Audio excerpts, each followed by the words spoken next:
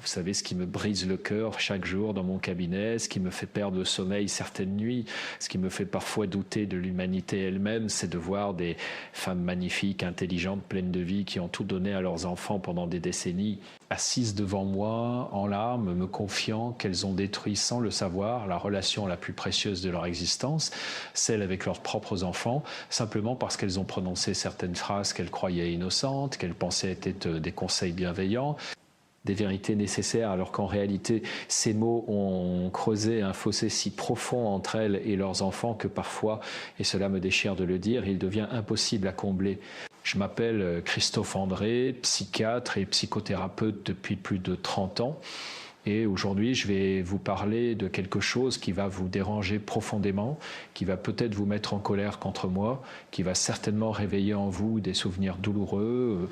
Mais c'est précisément pour cela que vous devez m'écouter jusqu'au bout, parce que ce que je vais partager avec vous aujourd'hui pourrait littéralement sauver votre relation avec vos enfants avant qu'il ne soit trop tard. Imaginez la scène, vous êtes dans votre cuisine, cette cuisine où vous avez préparé des milliers de repas, où vous avez consolé des chagrins d'enfance, où vous avez célébré des réussites scolaires, votre fille ou votre fils adulte vient vous rendre visite, peut-être pour un dimanche en famille, peut-être juste pour prendre un café, et là, dans ce moment qui devrait être doux et complice, vous prononcez une phrase, juste une petite phrase que vous avez entendue 1000 fois de votre propre mère, une phrase qui vous semble anodine, presque affectueuse même, et vous voyez le visage de votre enfant se fermer instantanément, ses épaules se crisper, son regard se détourner, et vous sentez ce mur invisible mais terriblement réel se dresser entre vous deux, ce mur que vous construisez vous-même, brique par brique, phrase par phrase, sans même vous en rendre compte. Cette situation, je la vois défiler dans mon cabinet chaque semaine,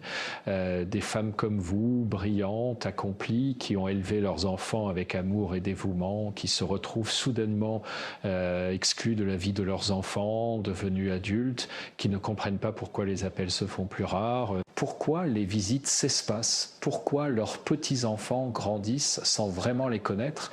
Et quand je creuse avec elles, quand nous explorons ensemble ce qui s'est passé, nous découvrons toujours les mêmes patterns, les mêmes phrases toxiques, répétées encore et encore, comme un poison lent qui finit par tuer même l'amour le plus fort. Avant d'aller plus loin, j'aimerais vous demander quelque chose de très important.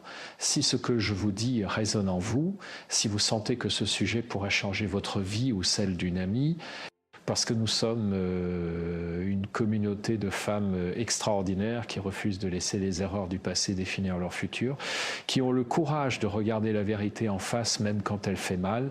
Et franchement, il faut un sacré courage pour être ici aujourd'hui, pour écouter ce que j'ai à vous dire. Alors, bienvenue parmi nous, vous êtes exactement là. Où vous devez être. Maintenant, et accrochez-vous parce que ce que je vais vous dire va faire mal si vous continuez à prononcer ces phrases que je vais identifier aujourd'hui, si vous ne changez pas radicalement votre façon de communiquer avec vos enfants dans les semaines qui viennent. Vous risquez de perdre définitivement leur confiance, leur respect et pire encore, leur envie d'être proche de vous. Je ne dis pas cela pour vous faire peur, enfin si justement je le dis exactement pour vous faire peur, parce que la peur est parfois le seul moteur assez puissant pour nous faire changer des habitudes ancrées depuis des décennies, des patterns que nous avons hérités de nos propres parents et que nous reproduisons comme des automates sans jamais les questionner.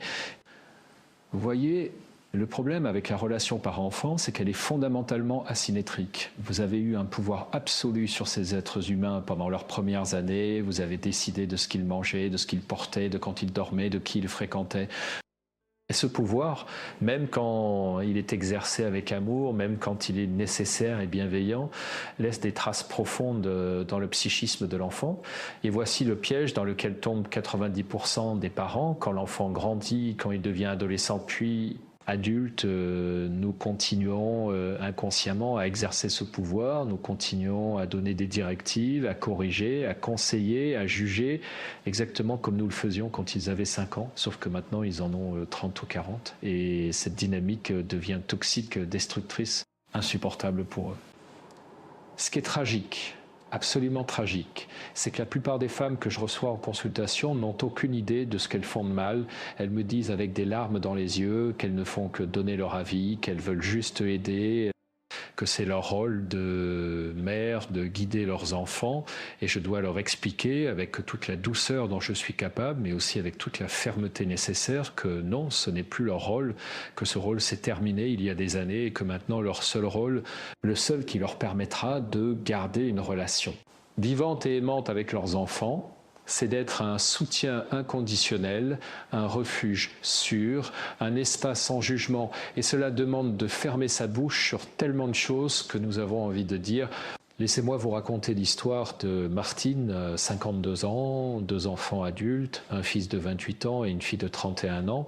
Martine est venue me voir il y a 6 mois complètement effondrée parce que sa fille venait de lui annoncer qu'elle ne voulait plus la voir pendant un certain temps, qu'elle avait besoin de distance, de respirer. Martine ne comprenait absolument pas. Elle me répétait qu'elle avait toujours été une mère aimante, présente, qu'elle avait sacrifié sa carrière pour ses enfants, qu'elle avait tout donné, et maintenant sa fille la rejetait sans. Explication claire, nous avons travaillé ensemble pendant plusieurs séances pour déconstruire cette situation et que nous avons découvert l'a choquée au plus haut point. Martine, sans s'en rendre compte, passait son temps à critiquer les choix de sa fille, son métier qu'elle trouvait instable, son compagnon qu'elle jugeait pas assez ambitieux, son appartement qu'elle trouvait trop petit, sa façon de s'habiller qu'elle considérait trop décontractée.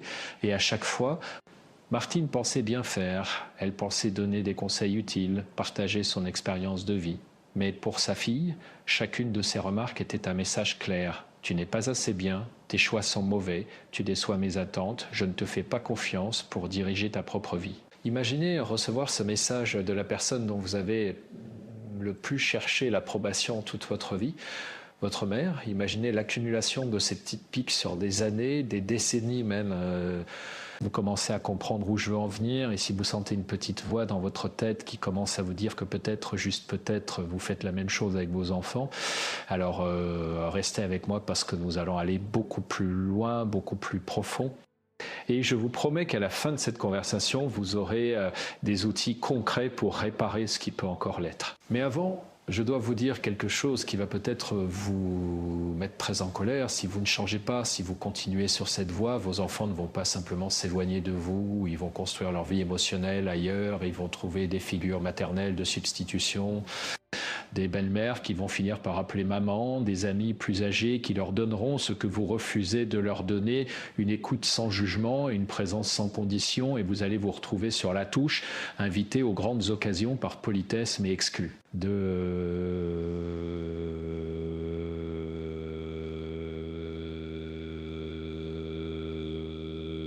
l'intimité véritable, des confidences, des moments précieux. Et croyez-moi, j'ai vu cela arriver tellement de fois que cela me hante. J'ai une patiente, appelons-la Sophie, 57 ans, qui a découvert sur Facebook que sa fille organisait régulièrement des déjeuners avec sa belle-mère, qu'elles allaient ensemble faire du shopping, qu'elles partageaient des moments complices que Sophie avait toujours rêvé de vivre avec sa fille. Et vous savez, ce qui a achevé Sophie, ce qui l'a complètement brisée, c'est de lire un commentaire de sa fille sous une photo avec sa belle-mère disant « Merci d'être toujours là pour moi sans me juger ». Sophie est venue me voir dans un état de détresse absolue. Et quand nous avons exploré ce qui s'était passé, et elle a dû affronter une vérité terrible. Pendant 30 ans, elle avait jugé chaque décision de sa fille, chaque choix, chaque relation, toujours avec amour bien sûr, toujours en pensant bien faire, mais le résultat était là. Sa fille avait trouvé ailleurs ce qu'elle ne trouvait pas chez sa propre mère. Alors vous allez me dire, d'accord Christophe, j'ai compris que c'est grave, j'ai compris que je risque de perdre mes enfants, mais concrètement, qu'est-ce que je dis de mal? Quelles sont ces phrases que je dois arrêter de prononcer? Et c'est exactement ce que nous allons voir maintenant. Mais attention, ce que je vais vous révéler va vous demander un travail sur vous-même absolument titanesque. Parce que ces phrases sont tellement ancrées en nous, tellement automatiques, que les identifier et les éliminer demande une vigilance de chaque instant. Mais avant de rentrer dans le vif du sujet, je veux que vous compreniez quelque chose de fondamental sur vous-même. Vous qui m'écoutez en ce moment, vous êtes une femme extraordinaire, vous avez traversé des épreuves que beaucoup d'hommes n'auraient jamais supportées, vous avez mis au monde des êtres humains, Vous les avez nourris de votre corps, de votre énergie, de votre temps. Vous avez probablement jonglé entre carrière et maternité dans une société qui rend ce jonglage quasi impossible. Vous avez tenu des foyers à bout de bras, vous avez consolé, soigné, éduqué, et tout cela souvent sans reconnaissance, sans médaille, sans applaudissements. Alors si aujourd'hui je vous dis que vous devez changer votre façon de parler à vos enfants, c'est pas parce que vous êtes une mauvaise mère, c'est parce que vous êtes une mère suffisamment courageuse et lucide pour vouloir faire mieux, pour vouloir évoluer. Et cela, franchement, cela force mon respect absolu. Les hommes, et je peux vous le dire après 30 ans à écouter des couples dans mon cabinet, les hommes ont souvent une facilité déconcertante à se détacher émotionnellement, à laisser leurs enfants vivre leur vie sans s'en mêler, non pas parce qu'ils sont plus sages, mais souvent simplement parce qu'ils sont moins investis, moins concernés. Vous avez porté ces enfants, vous avez ressenti chaque coup de pied dans votre ventre, vous avez passé des nuits blanches à vous inquiéter pour eux, alors évidemment que c'est plus difficile pour vous de lâcher prise. Évidemment que chaque décision qu'ils prennent vous concerne viscéralement, mais c'est justement cette intensité d'amour qui peut devenir toxique si elle n'est pas canalisée correctement. Revenons maintenant à ces fameuses phrases. La première, celle que j'entends dans 95% des cas que je traite, celle qui fait probablement le plus de dégâts à long terme, c'est quand vous dites à votre enfant adulte « à ton âge, j'avais déjà » et vous complétez avec ce que vous voulez. À ton âge, j'avais déjà 3 enfants. À ton âge, j'avais déjà acheté une maison. À ton âge, j'avais déjà un vrai métier stable. Cette phrase, mesdames, cette phrase est une bombe nucléaire dans votre relation avec vos enfants. Et je vais vous expliquer pourquoi avec une précision chirurgicale. Quand vous prononcez cette phrase, ce que vous croyez faire, c'est de partager votre expérience, peut-être même motiver votre enfant. Mais ce que votre enfant entend, et je dis bien ce qu'il entend vraiment au niveau inconscient, c'est tu es en retard, tu es insuffisant, tu me déçois. Tu n'es pas à la hauteur de ce que j'étais moi, et pire encore, tu n'es pas à la hauteur de mes attentes. Imaginez porter ce message toute votre vie, imaginez que la personne qui est censée vous aimer inconditionnellement vous renvoie constamment que vous n'êtes pas assez rapide, pas assez accompli, pas assez conforme au modèle qu'elle a défini. Et voici ce qui est tragiquement ironique dans cette phrase. Vous comparez votre vie à celle de vos enfants alors que vous avez vécu dans des contextes radicalement différents. Vous avez peut-être acheté votre première maison à 25 ans. Mais c'était à une époque où une maison coûtait 3 fois le salaire annuel moyen. Aujourd'hui, elle en coûte 10 ou 15 fois. Vous avez peut-être eu des enfants jeunes, mais c'était à une époque où une femme qui ne se mariait pas avant 30 ans était considérée comme une vieille fille. Aujourd'hui, vos filles ont la liberté de choisir, de construire d'abord leur carrière, de voyager, de se découvrir avant de devenir mère. Et vous voudriez qu'elles renoncent à cette liberté que vous-même n'avez jamais eue simplement pour correspondre à votre timeline obsolète. J'ai reçu il y a quelques mois une jeune femme de 34 ans, appelons-la Claire, qui était en pleine dépression. Elle venait de rompre avec son compagnon parce qu'il voulait des enfants immédiatement et elle ne se sentait pas prête. Et savez-vous ce qui la torturait le plus ? Ce n'était pas la rupture elle-même, c'était la voix de sa mère dans sa tête répétant sans cesse « à ton âge, j'avais déjà 2 enfants ». Claire me disait qu'elle se sentait en échec permanent, qu'elle avait l'impression de décevoir sa mère simplement en vivant sa vie selon ses propres termes. Nous avons travaillé pendant des mois pour déconstruire ce conditionnement, pour qu'elle comprenne que sa valeur ne dépendait pas de sa conformité au parcours de sa mère. Vous voyez, c'est crucial que vous compreniez cela. Vos enfants ne sont pas là pour reproduire votre vie. Ils ne sont pas là pour valider vos choix en faisant les mêmes, ils sont là pour vivre leur propre existence, faire leurs propres erreurs, tracer leur propre chemin. Et votre rôle, votre unique rôle, maintenant qu'ils sont adultes, c'est de les applaudir depuis les gradins. Pas de descendre sur le terrain pour leur dire comment jouer. Alors concrètement, qu'est-ce que vous faites la prochaine fois que vous avez envie de dire à ton âge, j'avais déjà, vous fermez votre bouche, vous respirez profondément et si vraiment vous devez dire quelque chose, vous dites plutôt « je suis fier de voir comment tu construis ta vie selon tes propres valeurs ». Vous voyez la différence? Dans la première version, vous centrez sur vous et vous jugez. Dans la deuxième version, vous centrez sur eux et vous soutenez. C'est un changement de perspective radical, mais absolument essentiel. La deuxième phrase toxique, et celle-là, elle est particulièrement pernicieuse parce qu'elle se déguise en conseil bienveillant, c'est quand vous dites « je te dis ça pour ton bien » ou sa variante « je sais ce qui est bon pour toi ». Cette phrase, mes amis, cette phrase nie complètement l'autonomie de votre enfant adulte. Elle infantilise, elle rabaisse, elle établit une hiérarchie où vous êtes la sachante et eux sont les ignorants qui ont besoin de vos lumières. Laissez-moi vous expliquer quelque chose que j'ai appris après 3 décennies à étudier les relations humaines. Personne, absolument personne ne sait ce qui est bon pour quelqu'un d'autre.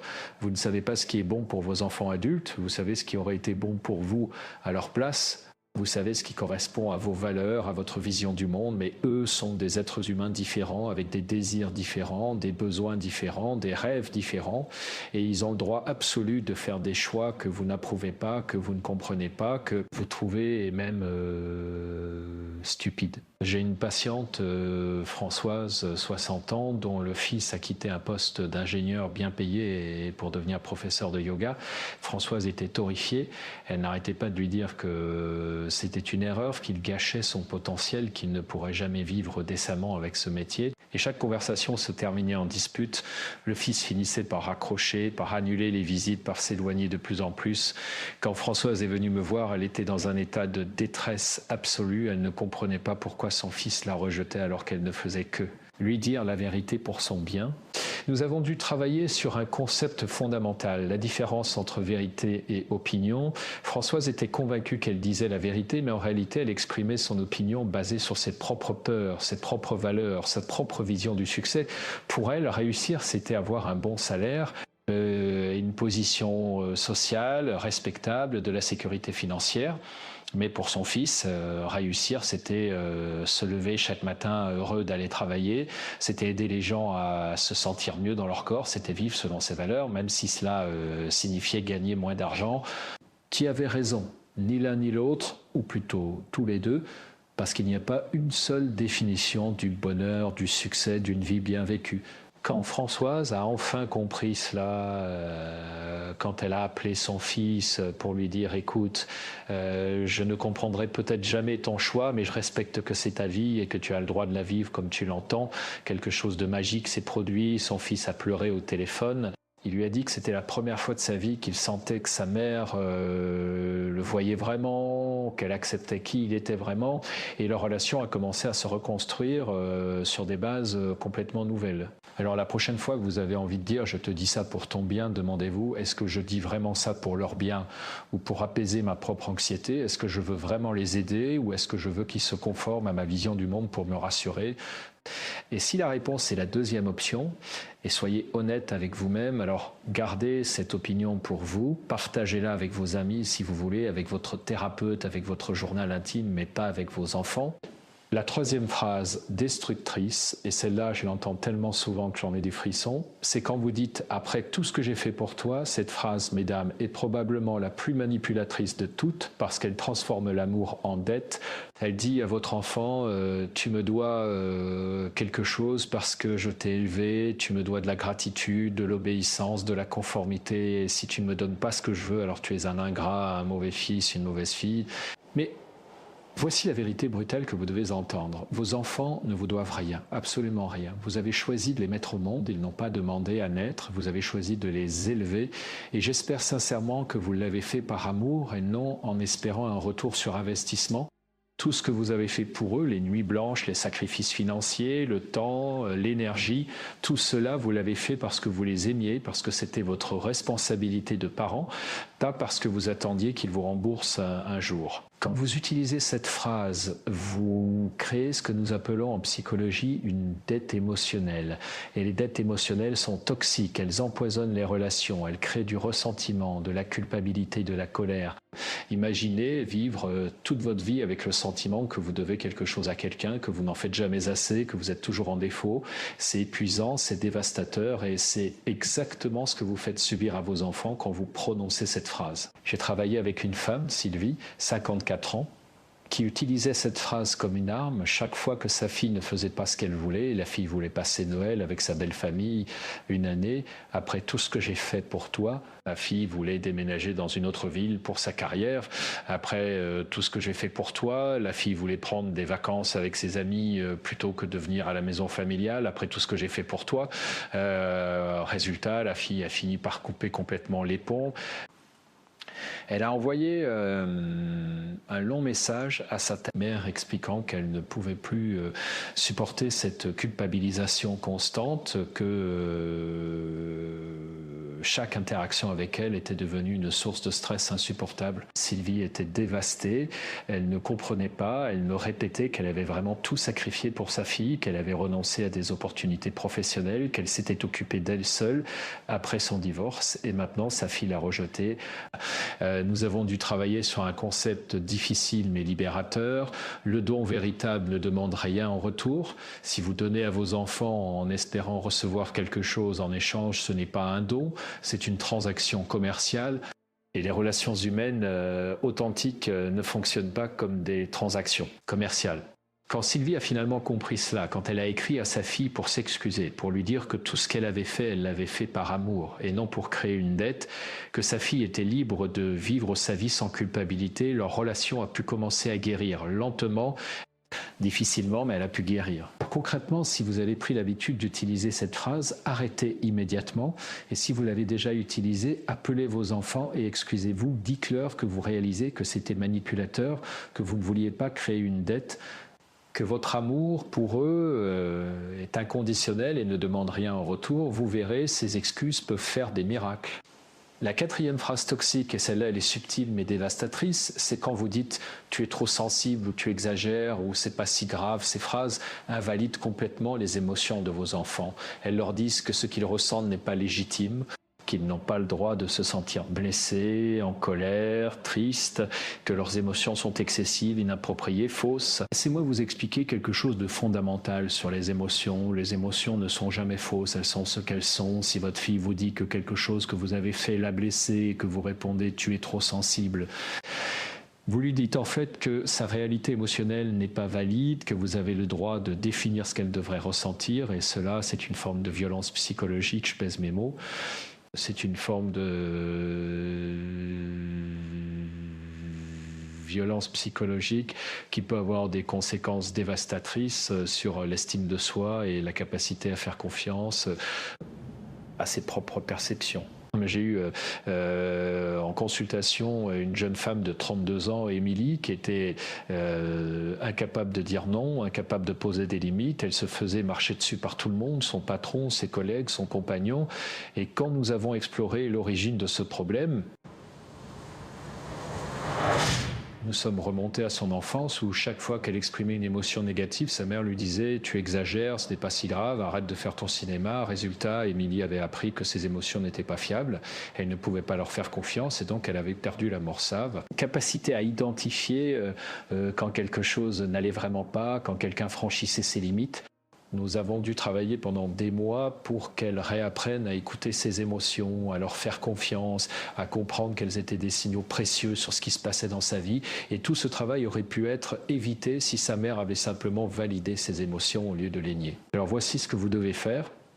La prochaine fois que votre enfant vous dit que quelque chose l'a blessé, même si cela vous semble complètement démesuré, même si vous trouvez qu'il ou elle réagit de façon excessive, respirez profondément et dites « je comprends que tu te sentes comme ça ». Parle-moi de ce qui s'est passé, vous voyez, vous ne dites pas que vous êtes d'accord avec leur interprétation, vous ne dites pas qu'ils ont raison, vous dites simplement que vous reconnaissez que c'est ce qu'ils ressentent et cette validation, cette reconnaissance est absolument cruciale pour maintenir une relation de confiance.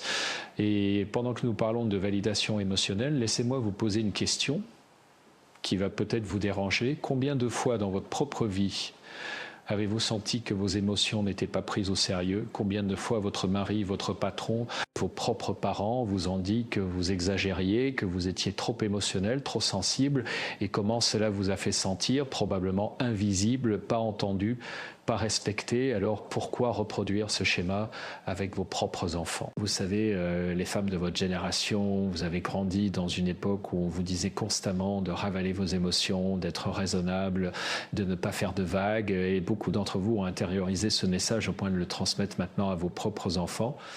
Mais nous savons aujourd'hui, grâce à des décennies de recherche en psychologie, que réprimer les émotions ne les fait pas disparaître, cela les fait juste ressortir de façon plus toxique, sous forme d'anxiété, de dépression, de maladies psychosomatiques, de relations dysfonctionnelles. Alors en validant les émotions de vos enfants, vous ne les rendez pas faibles ou capricieux, vous leur apprenez l'intelligence émotionnelle, vous leur donnez les outils pour naviguer dans leur vie intérieure, pour comprendre ce qu'ils ressentent et pourquoi. Et croyez-moi, c'est l'un des plus beaux cadeaux que vous puissiez leur faire. La 5e phrase destructrice, et celle-là elle fait mal parce qu'elle touche à quelque chose de très profond, c'est quand vous dites « si tu fais ça, je ne te parlerai plus » ou « si tu continues comme ça, tu n'es plus ma fille », ce sont des menaces d'abandon déguisées en limite. Et elles sont absolument dévastatrices parce qu'elles disent à votre enfant « Mon amour pour toi est conditionnel, si tu ne te comportes pas comme je veux, je te retirerai mon affection, je te rejetterai, tu seras seul. » Pour un enfant, même adulte, la menace d'être abandonné par son parent est terrifiante. À un niveau primaire, viscéral, parce que pendant toute notre enfance, notre survie dépendait littéralement de nos parents. Et même si rationnellement un adulte de 30 ans sait qu'il peut survivre sans sa mère, émotionnellement, cette menace d'abandon active des peurs archaïques profondément ancrées. Et j'ai travaillé avec une femme, Nathalie, 58 ans, qui avait dit à son fils qu'elle ne lui parlerait plus jamais s'il épousait sa compagne qu'elle n'approuvait pas. Elle trouvait cette femme pas assez bien pour son fils, pas du même milieu social, pas assez éduquée. Et elle pensait sincèrement qu'en posant cet ultimatum, elle protégeait son fils d'une erreur. Résultat, son fils l'a prise au mot. Il a épousé sa compagne et a coupé les ponts avec sa mère. Quand Nathalie est venue me voir 2 ans plus tard, elle avait raté le mariage de son fils. Elle ne connaissait pas sa belle-fille. Elle venait d'apprendre qu'elle avait un petit-fils qu'elle n'avait jamais vu et elle était brisée, complètement brisée. Elle me disait qu'elle pensait que son fils reviendrait, qu'il comprendrait qu'elle avait raison, mais non seulement il n'était pas revenu, mais il avait construit une vie entière sans elle. Nous avons travaillé ensemble pour qu'elle comprenne que son erreur n'était pas tant son opinion sur la compagne de son fils. Elle avait le droit d'avoir des réserves. Son erreur était d'avoir transformé cette opinion en ultimatum, d'avoir fait de son amour maternel une monnaie d'échange. Avoir dit en substance je ne t'aimerai que si tu obéis. Et cela, c'est l'antithèse même de l'amour parental qui devrait être le seul amour véritablement inconditionnel dans une vie humaine. Nathalie a finalement trouvé le courage d'écrire à son fils une longue lettre où elle s'excusait sans condition, où elle reconnaissait que son ultimatum était une erreur terrible, où elle lui disait que même si elle ne comprendrait peut-être jamais son choix, elle respectait son droit de le faire. Que son amour pour lui n'avait jamais cessé et ne cesserait jamais, quelles que soient ses décisions. Son fils a mis plusieurs mois à répondre, mais il a finalement répondu. Et aujourd'hui, 3 ans plus tard, ils ont reconstruit une relation fragile encore, mais réelle. Alors si vous avez déjà utilisé cette menace, si vous avez déjà dit à vos enfants que vous les rejetterez s'ils font tel ou tel choix, réparez immédiatement, appelez-les, écrivez-leur, dites-leur que vous avez eu tort, que votre amour pour eux ne dépend pas de leur choix, que vous serez toujours là. Même si vous n'êtes pas d'accord, même si vous êtes déçu, même si vous avez peur pour eux, vous serez toujours là. Et si vous êtes tenté d'utiliser cette menace à l'avenir, arrêtez-vous et demandez-vous qu'est-ce qui est plus important, avoir raison ou avoir une relation avec mes enfants. Parce que vous ne pouvez pas avoir les deux, vous devez choisir. Et j'espère sincèrement que vous choisirez la relation. La 6e phrase toxique, et celle-là, elle est insidieuse parce qu'elle se présente comme de l'inquiétude légitime, c'est quand vous dites tu vas échouer ou ça ne marchera jamais ou tu vas le regretter. Ces phrases se déguisent en protection, mais en réalité, elles sont des prophéties autoréalisatrices qui minent la confiance de vos enfants en eux-mêmes. Imaginez que vous avez un projet qui vous tient à cœur, peut-être créer votre entreprise, peut-être changer de carrière, peut-être déménager dans un nouveau pays, et que la personne dont vous cherchez le plus l'approbation, votre mère, vous dit que vous allez échouer. Comment vous sentiriez-vous? Probablement découragé, peut-être même tenté d'abandonner, et même si vous persistez, vous le ferez avec cette voix dans votre tête qui répète « tu vas échouer », ce qui augmente considérablement vos chances d'échouer effectivement, non pas parce que le projet était mauvais, mais parce que vous avez sapé votre propre confiance. Et j'ai reçu un homme de 36 ans, Julien, qui voulait quitter son emploi de comptable pour ouvrir un restaurant. Sa mère lui répétait sans cesse que 90% des restaurants ferment dans les 2 premières années, qu'il allait perdre toutes ses économies, qu'il finirait ruiné. Julien est quand même allé de l'avant, mais avec tellement de doutes, tellement d'anxiété qu'il a pris des décisions par peur plutôt que par vision. Il a économisé sur des choses essentielles, il n'a pas osé prendre certains risques nécessaires, et effectivement son restaurant a fermé après 18 mois. Quand il est venu me voir, il était déprimé, mais ce qui le détruisait le plus n'était pas tant l'échec en lui-même, c'était le fait que sa mère avait eu raison, qu'il avait prouvé qu'elle avait raison, et maintenant il devait vivre avec son « je te l'avais bien dit ». Nous avons travaillé ensemble pour déconstruire cette dynamique, pour qu'il comprenne que son échec n'était pas une preuve que sa mère avait raison, mais plutôt une conséquence en partie de son manque de soutien, que peut-être s'il avait eu une mère qui lui disait « je crois en toi, je sais que tu peux réussir, même si c'est difficile, je serai là pour toi », peut-être aurait-il pris des décisions différentes, plus courageuses, plus alignées avec sa vision. Vous voyez, le rôle d'un parent n'est pas de protéger ses enfants de l'échec. L'échec fait partie de la vie, c'est même souvent par l'échec qu'on apprend le plus. Le rôle d'un parent, c'est d'être le filet de sécurité qui permet à l'enfant de prendre des risques en sachant que s'il tombe, il y aura quelqu'un pour l'aider à se relever, pas quelqu'un pour lui dire « je te l'avais bien dit ». Alors la prochaine fois que votre enfant vous annonce un projet qui vous semble risqué, fou, voué à l'échec, au lieu de dire « tu vas échouer », dites-lui « raconte-moi ton plan, qu'est-ce qui te passionne dans ce projet, comment puis-je te soutenir ?» Et même si au fond de vous, vous êtes convaincu que c'est une mauvaise idée, gardez vos prédictions négatives pour vous, parce que soit votre enfant réussira et vous aurez préservé votre relation, soit il échouera et il aura besoin de votre soutien inconditionnel pour se relever, pas de vos reproches. Et pendant que nous parlons de soutien, laissez-moi vous dire quelque chose d'important sur vous-même. Vous qui m'écoutez, vous avez probablement renoncé à des rêves dans votre vie, peut-être parce que quelqu'un vous a dit que vous alliez échouer, peut-être parce que la société vous a fait comprendre que certaines ambitions n'étaient pas pour les femmes, peut-être simplement parce que la vie, les responsabilités, les enfants justement ont pris toute la place, et maintenant quand vous voyez vos enfants poursuivre leurs rêves, même des rêves qui vous semblent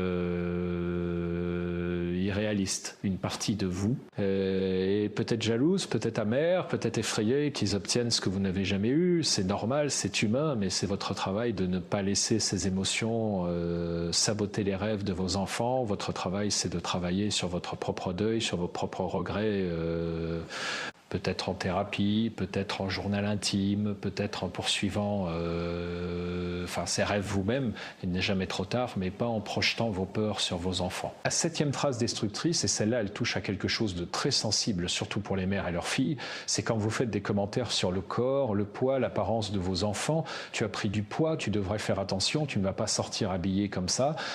Tu serais tellement plus jolie si tu te maquillais. Ces commentaires, même quand ils viennent d'un lieu d'amour, même quand vous pensez sincèrement aider, créent des blessures profondes qui peuvent durer toute une vie. J'ai travaillé avec tellement de femmes qui ont développé des troubles alimentaires, de l'anxiété sociale, de la dysmorphie corporelle, directement à cause des commentaires de leur mère sur leur apparence. Et ce qui est tragique, c'est que la plupart de ces mères n'avaient aucune idée du mal qu'elles faisaient.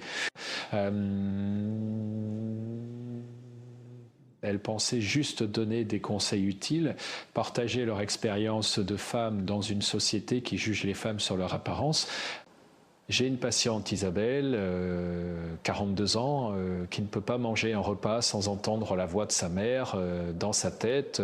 Comment ton chat le boucher, attention au pain, ça fait grossir, tu es sur tes cuisses récemment. Isabelle a développé une relation complètement dysfonctionnelle avec la nourriture. Elle alterne entre restrictions sévères et compulsions alimentaires et elle a transmis cette anxiété à sa propre fille qui, à 9 ans, demande déjà si les aliments vont la faire grossir. Nous avons exploré l'origine de ce pattern. Isabelle m'a raconté que sa mère avait grandi dans les années 50 où la minceur était devenue une obsession, où les femmes devaient être parfaitement apprêtées en permanence et sa mère avait simplement transmis ce qu'elle avait elle-même reçu. Cette idée que la valeur d'une femme dépend de son apparence, que si tu n'es pas mince et belle, tu ne seras pas aimée, tu ne trouveras pas de mari, tu ne réussiras pas. Mais voici ce que vous devez comprendre. Chaque fois que vous commentez le corps de votre fille, chaque fois que vous suggérez qu'elle devrait perdre du poids, se maquiller différemment, s'habiller autrement, vous lui envoyez le message que telle qu'elle est, elle n'est pas assez bien, que son corps est un problème à résoudre, un projet à améliorer, plutôt qu'un véhicule magnifique qui lui permet de vivre sa vie. Et cela ne concerne pas que les filles, les garçons aussi souffrent des commentaires sur leur apparence. Quand vous dites à votre fils qu'il est trop maigre, pas assez musclé, qu'il devrait faire du sport pour devenir un vrai homme, vous créez les mêmes insécurités, les mêmes blessures.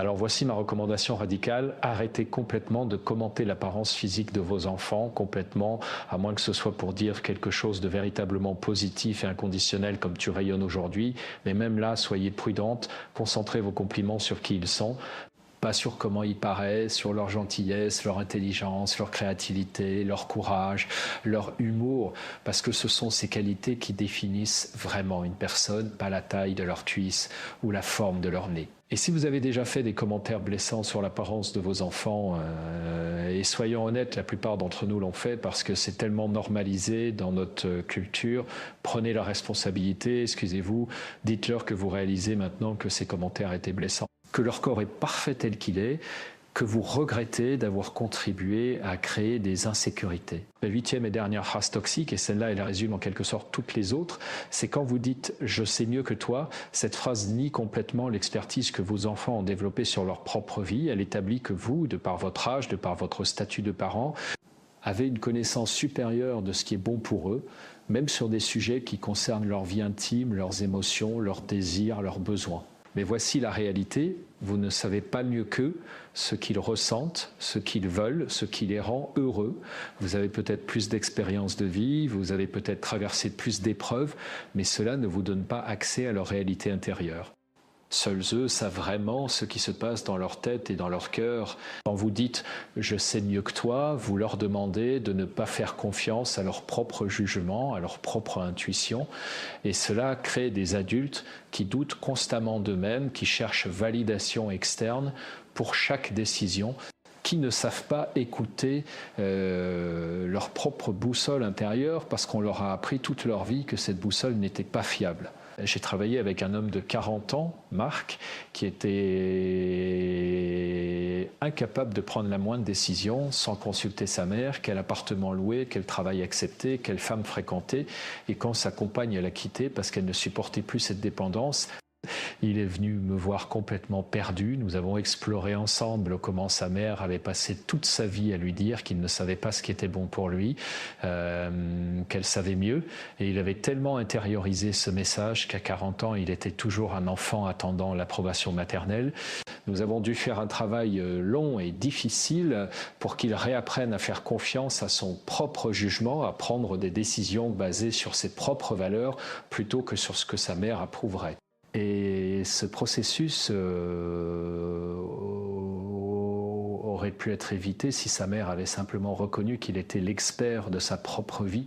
Alors voici ce que je veux que vous fassiez la prochaine fois que vous êtes tenté de dire à vos enfants ce qu'ils devraient faire, comment ils devraient se sentir, ce qui est bon pour eux. Arrêtez-vous et posez-leur plutôt des questions. Qu'est-ce que tu en penses, toi? Comment tu te sens par rapport à ça?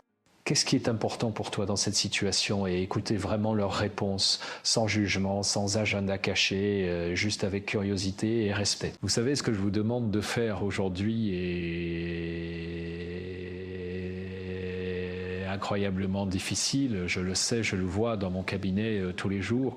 Changer des patterns de communication ancrés depuis des décennies demande une vigilance constante, une remise en question permanente, un travail sur soi qui peut être épuisant, mais laissez-moi vous dire pourquoi cela en vaut absolument la peine. Imaginez dans 5 ans, dans 10 ans, avoir une relation avec vos enfants où ils vous appellent non pas par obligation, mais parce qu'ils ont envie de partager leur vie avec vous, où ils vous confient leur joie et leur peine parce qu'ils savent que vous les écouterez sans jugement, où ils vous incluent dans leur vie, non pas parce qu'ils se sentent coupables, mais parce qu'ils apprécient vraiment votre présence. Imaginez connaître vraiment vos petits-enfants, être une figure importante dans leur vie, pas juste la grand-mère qu'on voit à Noël, mais une présence aimante et constante.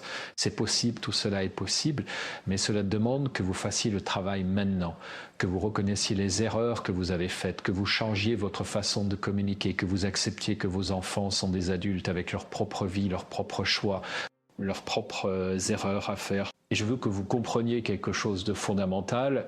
Faire ce travail ne vous rend pas faible, cela ne signifie pas que vous abandonnez votre rôle de mère, au contraire, cela signifie que vous évoluez dans ce rôle, que vous passez de la mère qui contrôle et dirige à la mère qui soutient et accompagne.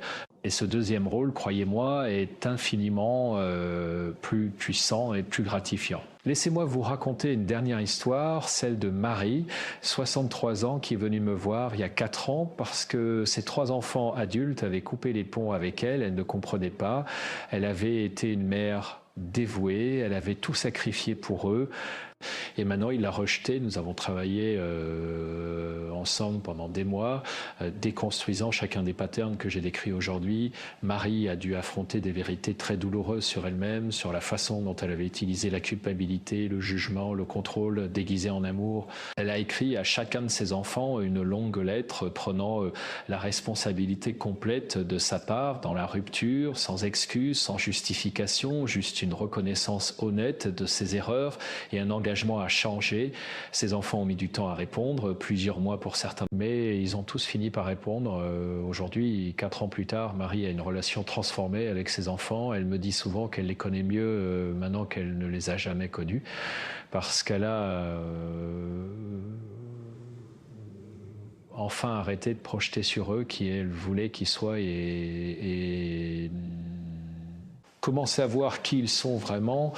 Ce changement est possible pour vous aussi, peu importe où vous en êtes dans votre relation avec vos enfants, même si vous avez l'impression d'avoir tout gâché, même si vos enfants ne vous parlent plus, il n'est jamais trop tard pour changer, pour grandir, pour réparer. Mais vous devez commencer maintenant, aujourd'hui, pas demain, pas la semaine prochaine, maintenant. Alors, voici ce que je veux que vous fassiez concrètement après avoir écouté cette vidéo. Prenez un moment pour réfléchir honnêtement aux phrases que j'ai décrites, combien d'entre elles utilisez-vous régulièrement, écrivez-les, soyez honnête avec vous-même, personne ne regarde, c'est juste pour vous. Ensuite, pensez à une conversation récente avec vos enfants où vous avez utilisé une ou plusieurs de ces phrases. Comment ont-ils réagi? Se sont-ils fermés? Ont-ils changé de sujet? Ont-ils raccourci la conversation? Une fois que vous avez identifié ces patterns chez vous, appelez vos enfants ou écrivez-leur si c'est plus facile et dites-leur simplement que vous avez réfléchi à votre façon de communiquer avec eux, que vous réalisez que vous avez dit des choses qui ont pu être blessantes, que vous voulez faire mieux, que vous voulez les écouter vraiment, sans jugement, sans agenda. Vous n'avez pas besoin d'entrer dans les détails de chaque phrase problématique, juste reconnaître que vous voulez changer et leur demander de vous aider en vous disant quand vous franchissez une ligne. Et ensuite, et c'est le plus important, tenez votre engagement. La prochaine fois que vous avez envie de dire une de ces phrases toxiques, mordez-vous la langue, respirez profondément et dites quelque chose de différent ou ne dites rien du tout. Le silence est souvent infiniment préférable à un commentaire blessant. Cela va être difficile, vous allez échouer parfois, vous allez retomber dans vos vieux patterns. C'est normal, c'est humain. L'important, c'est de reconnaître quand cela arrive, de vous excuser et de recommencer. Le changement n'est pas un événement ponctuel. C'est un processus continu qui demande de la patience et de la compassion envers vous-même. Et pendant que vous faites ce travail sur votre communication avec vos enfants, je veux que vous fassiez aussi un travail sur vous-même. Demandez-vous pourquoi vous avez besoin de contrôler vos enfants, qu'est-ce qui vous fait si peur dans l'idée qu'ils fassent leur propre choix. Qu'est-ce que cela dit de votre propre vie, de vos propres regrets, de vos propres peurs ? Souvent, et je vois cela constamment dans mon cabinet, les mères qui ont le plus de mal à lâcher prise sur leurs enfants sont celles qui ont le moins investi dans leur propre vie, qui ont fait de la maternité leur identité unique. Et maintenant que leurs enfants sont adultes, elles se sentent perdues, sans but. Alors elles s'accrochent, elles essaient de rester indispensables, de rester au centre de la vie de leurs enfants, parce qu'elles ne savent pas qui elles sont en dehors de ce rôle. Si cela résonne en vous, alors peut-être que le travail le plus important que vous avez à faire n'est pas tant sur votre relation avec vos enfants, mais sur votre relation avec vous-même. Qui êtes-vous en dehors d'être mère? Quelles sont vos passions, vos rêves, vos désirs? Qu'est-ce que vous avez toujours voulu faire mais n'avez jamais osé? Il n'est jamais trop tard pour devenir pleinement vous-même, pour vivre votre vie avec intention et passion. Et vous savez quoi? Quand vous commencez à vivre pleinement votre propre vie, quelque chose de magique se produit dans votre relation avec vos enfants. Vous avez moins besoin de vivre à travers eux, vous avez moins besoin de contrôler leurs choix parce que vous êtes occupé à faire vos propres choix. Vous devenez un modèle pour eux, pas un modèle de perfection, mais un modèle de courage, de croissance, de quelqu'un qui refuse de laisser l'âge ou les circonstances définir ce qui est possible. Imaginez être cette femme, cette mère qui, à 55 ou 60 ans, décide de reprendre des études, de lancer une entreprise, de voyager seule, de poursuivre une passion. Vos enfants vous regarderont avec un respect nouveau. Ils verront en vous non plus juste leur mère, mais une femme complète, fascinante, inspirante. Et cela transformera votre relation d'une façon que vous ne pouvez même pas imaginer maintenant. Alors oui, arrêtez de dire ces 8 phrases toxiques à vos enfants, mais allez plus loin. Arrêtez de vous définir uniquement comme mère. Vous êtes tellement plus que cela. Vous êtes une femme avec des décennies d'expérience, de sagesse, de force. Vous avez survécu à des choses que vous pensiez ne jamais pouvoir surmonter. Vous avez construit, créé, aimé, perdu et continuez quand même. Vous êtes magnifique, puissante et il est temps que vous le reconnaissiez. Et pendant que nous approchons de la fin de notre conversation, je veux revenir sur quelque chose que j'ai dit au début. J'ai dit que ce que je partageais avec vous allait faire mal, et j'espère que ça a fait mal, j'espère que cela vous a dérangé, mis en colère, peut-être certainement inconfortable, parce que c'est dans cet inconfort que la croissance devient possible. Si vous êtes sorti de votre zone de confort aujourd'hui, si vous avez reconnu des parts de vous-même que vous préféreriez ne pas voir, alors félicitations, vous êtes déjà sur le chemin du changement. Mais je veux aussi que vous sachiez que je crois en vous, je crois en votre capacité à changer, à grandir, à créer la relation que vous voulez vraiment avec vos enfants. J'ai vu ce changement se produire des centaines de fois dans mon cabinet. J'ai vu des relations qui semblaient irrémédiablement brisées, se réparer et devenir plus fortes qu'elles ne l'avaient jamais été. J'ai vu des mères et leurs enfants adultes se retrouver, se redécouvrir, construire quelque chose de nouveau et de beau ensemble. Et vous savez, ce qui rend cela possible, c'est toujours la même chose. C'est une mère qui a le courage de dire « j'ai fait des erreurs, je veux faire mieux, aide-moi à comprendre comment ». C'est cette humilité, cette vulnérabilité, ce courage de descendre de son piédestal et de reconnaître son humanité imparfaite qui ouvre la porte à la véritable connexion. Alors je vous invite, je vous supplie même d'avoir ce courage. Vous l'avez en vous, vous avez déjà fait preuve de tant de courage dans votre vie, en mettant des enfants au monde, en les élevant à travers toutes les difficultés, en survivant aux défis que la vie vous a lancés. Ce courage est toujours là. Utilisez-le maintenant pour faire le travail le plus important de votre vie, créer une relation authentique, aimante, respectueuse avec vos enfants adultes. Et si vous vous demandez par où commencer, commencez petit, choisissez une des 8 phrases que nous avons explorées aujourd'hui, celle qui résonne le plus, celle que vous savez que vous utilisez trop souvent, et engagez-vous à ne plus la prononcer pendant une semaine, juste une semaine, c'est faisable. Et quand vous réussissez cette semaine, engagez-vous pour une autre semaine et puis une autre. Et avant que vous ne vous en rendiez compte, vous aurez créé une nouvelle habitude, un nouveau pattern de communication.